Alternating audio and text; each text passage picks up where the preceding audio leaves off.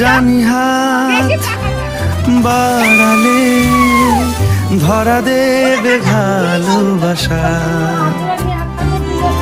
তুমি পথ চেনো, পাশে আছি জেনো, আমাকেও সঙ্গে নিলে থেকে যাব তোমায় আমায় মিলে। শুভ সকাল বন্ধুরা, নতুন আরেকটি ব্লগে স্বপ্ন আমার চ্যানেলে তোমাদের সবাইকে শুভেচ্ছা ও ভালোবাসা জানিয়ে আজকের এই ভিডিওটি শুরু করছি নতুন রূপে নতুন এক পরিবেশ থেকে। কালকে পর্যন্ত আমাকে যেখানে দেখেছিল ওইখানে দেখতে পাবে, তবে খুব কম পরিমাণে। এই পরিবেশে আমাকে বেশি পরিমাণে দেখতে পারবে। কালকে ভোর রাতে এসেছিলাম, তো ঘুমিয়েছি 5টার দিকে। ঘুম থেকে উঠেছি অনেকক্ষণই হয়ে গেছে, এখন 8:30 9টা বেজে গেছে। হাত মুখ ধুয়ে নিয়েছি আর এখন সবাইকে মিষ্টি মুখ করাচ্ছি। কাল রাতে যখন আসছিলাম বাড়ির থেকে, তখন মামা শ্বশুর বলছিল কি যে আমাদের বাড়ির থেকে নাকি আমার সাথে মিষ্টি পাঠাবে, কিন্তু এটা আমার জানা ছিল না যে মিষ্টি আনতে হয়। আর তাছাড়া বাড়ির কারোরই মন মানসিকতা থাকে না যে কি পাঠাবো না পাঠাবো। তো সেই জন্য আর কি মামা শ্বশুর স্টেশনের কাছ থেকে একটা চায়ের দোকান খোলা ছিল, ওই দোকানের থেকে লাড্ডু এনেছে। তখন তার মিষ্টির দোকান খুলবে না, ওই জন্য আর কি লাড্ডুটা আনা হয়েছে। আর এখন সবাইকে দিচ্ছি। এই বাড়িতে জানো তো অনেক মানুষজন, আমি এসেছি এখন হয়ে গেলাম 17 জন। আমি যে সংসারে খাওয়া দাওয়া করব সেখানে হলো 12 জন আমাকে নিয়ে, আর আলাদা রয়েছে 5 জন। আর তাছাড়া বাড়িতে প্রচুর আত্মীয় স্বজন রয়েছে, মানে 35-40 জন তো হবেই হবে। সকালবেলাতে দুপুরবেলাতে সবাই খাওয়া দাওয়া করবে, তার জন্য সকালবেলা থেকে রান্নাবান্না শুরু হয়ে গেছে। আর সবার হাত আটকা, মানে কাজ করে চলছে, ওই জন্য সবাইকেই খাইয়ে দিচ্ছি। এখন জানো তো একদমই মিষ্টি খেতে পাচ্ছি না, মিষ্টি খেলে দাঁতগুলো যেন শিরশির করে উঠছে। তো সেই জন্য জানো তো আমাদের বাড়িতে বিয়ের আগের দিন আমার বোন সুগার ফ্রি টাইপের ওই মিষ্টিগুলো এনেছে, যাতে আমার কোনো সমস্যা না হয়। আর তাছাড়া আমি আর আমার বরমশাই দুজনেই মিষ্টি খেতে একদমই পছন্দ করি না, তো সেই জন্য আরও ওইটা আনা হয়েছিল। তো যেই সময়ে আশীর্বাদ করা হয়েছিল কিনা, তো সেই সময়তে ওই মিষ্টিটাই খাওয়ানো হয়েছিল। আর এই বাড়িতে এসে জানো তো ভোর রাতে যখন আশীর্বাদ করা হলো, তো সেই সময় মিষ্টি মুখ করানো হয়েছে, তো ওইটা খেয়েও যেন আমার ভীষণ পরিমাণে দাঁতের সমস্যা হচ্ছিল। আর এখন সবাইকে তো লাড্ডু দেওয়া হচ্ছে। ঘরের দিকে সবশেষে যাকে দিয়েছিলাম ওইটা হচ্ছে আমার শাশুড়ি মা, তো ওনাকে লাড্ডু দেওয়ার পরে উনিও তো আমাকে একটু খাইয়ে দিয়েছে। ওইটা খাওয়ার পরে এখন দাঁতের মধ্যে কেমন যেন হয়ে চলছে। আর এই যে বাইরের দিকে এসেছি, এইটা হচ্ছে আমার শ্বশুর মশাই, আর পাশে রয়েছে জেঠিমা শাশুড়ি, দুজনকে লাড্ডু দিয়েছে। আর এখানে এখন আমাকে বোঝানো হচ্ছে যে নতুন এসেছে শ্বশুরবাড়িতে, সবার সাথে ভালো ব্যবহার করবে, সবাইকে মানিয়ে গুছিয়ে নিয়ে সংসার করবে, আরও অনেক কিছু বোঝানো হচ্ছে।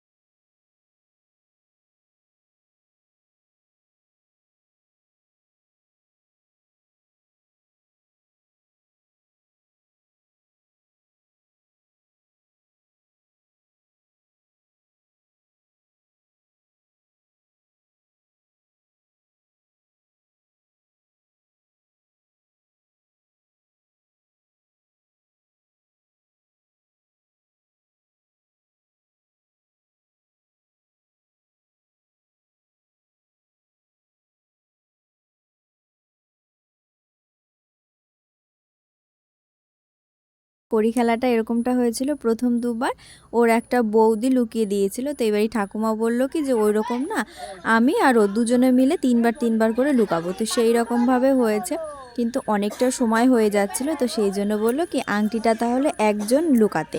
তাই জন্য ওর একটা বৌদি আংটিটা লুকিয়ে দিয়েছে, আমরা দুজনে খুঁজে নিয়েছি। আংটি খেলার সময় জানো তো আমি সববার পাইনি, একবার আর কি মিস করে গেছি। আর কড়ি খেলার সময় তো আমি সববার পেয়েছিলাম, কিন্তু ও একবার খুঁজে পায়নি, তার মানে আমি জিতেছি, ও হেরেছে। আর কড়ি খেলা হয়েছে, তারপরে একটু কাদা খেলা হয়েছে, তবে সেরকমভাবে আর হয়ে ওঠেনি। কাদা খেলা তো হয়েছে, আর যেখানটায় বসে আংটি খেলা হয়েছে সেইখানটাতে বসে স্নান করানো হবে আমাকে আর ওকে দুজনকে।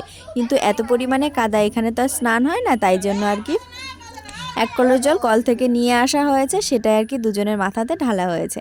তো এদিকে স্নান করে চলে এসেছি। আর এইবারই নিয়মটা হচ্ছে কি কল থেকে 1 কলস জল নিয়ে সেটা আর কি ঘরে যেতে হবে। প্রথমে ভেবেছিলাম কি পারবো না, আর ও বলছিল যে পারবে না, শুধু শুধু দিও না। আমাদের বাড়ি থেকে ঘর দিয়েছে, তো বলছে কি ওইটাতে করে জল দাও, ও হয়তো ফেলে দেবে এরকম করে বলছিল।